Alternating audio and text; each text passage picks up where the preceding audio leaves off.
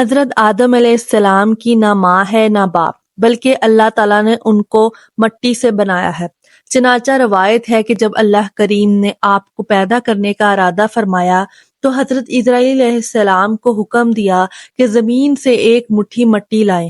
حکم خداوندی عزوجل کے مطابق حضرت اسرائیل علیہ السلام نے آسمان سے اتر کر زمین سے ایک مٹھی مٹی اٹھائی تو پورے روئے زمین کی اوپری پرت چھلکے کی مانند اتر کر آپ کی مٹھی میں آ گئی، جس میں 60 رنگوں اور مختلف کیفیتوں والی مٹیاں تھی، یعنی سفید و سیاہ اور سرخ و زرد رنگوں والی اور نرم و سخت، شیریں، تلخ، نمکین، پھیکی وغیرہ کیفیتوں والی مٹیاں شامل تھیں۔ پھر اس مٹی کو مختلف پانیوں سے گوندنے کا حکم فرمایا،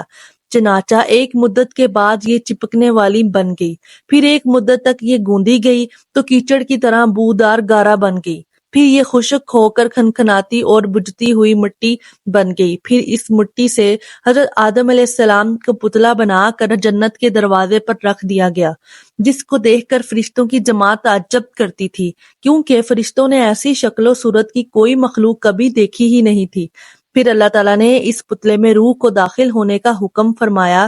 چنانچہ روح داخل ہو کر جب آپ کی نتھوں میں پہنچی تو آپ کو چھینک آئی، اور جب روح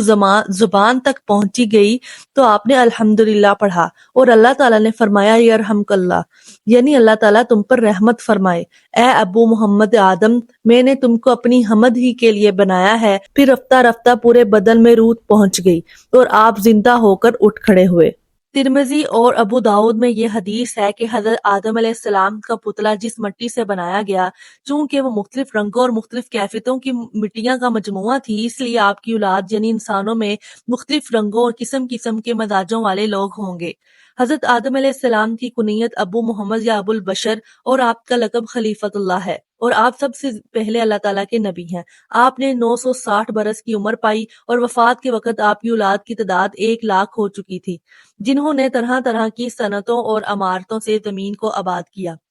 بار بار اس مضمون کا بیان کیا گیا ہے کہ حضرت آدم علیہ السلام کی تخلیق مٹی سے ہوئی، چنانچہ ارشاد ہے فرمایا کہ عیسیٰ کی کہاوت اللہ کے نزدیک آدم کی طرح ہے، اسے مٹی سے بنایا، پھر فرمایا ہو جا، وہ فوراً ہو جاتا ہے۔ دوسری آیت میں اس طرح فرمایا ہے کہ بے شک ہم نے اس کو چپکتی مٹی سے بنایا، کہیں یہ فرمایا ہے کہ اور بے شک ہم نے آدمی کو بجھتی ہوئی مٹی سے بنایا، جو اصل میں ایک سیاہ اور بودار گارا تھی۔